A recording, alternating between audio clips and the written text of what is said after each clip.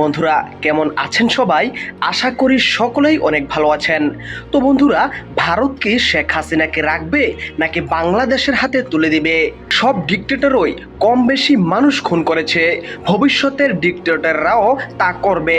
কিন্তু হিটলারের পরও সম্ভবত সবচেয়ে ঘৃণিত কয়েকজন খুনি ডিক্টেটরের একজন শেখ হাসিনা।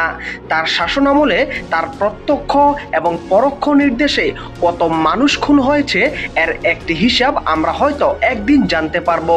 আমি অনুমান করছি এই সংখ্যাটি এত বেশি যা শুনলে আমরা হয়তো শিউরে উঠব।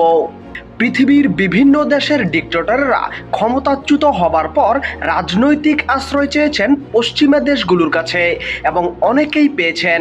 কিন্তু আজ কয়েকদিন হয়ে গেল শেখ হাসিনাকে এখনো পর্যন্ত কোনো রাজনৈতিক আশ্রয় দিতে রাজি হয়নি বাংলাদেশ এবং ভারতের মিডিয়াগুলো জানিয়েছে।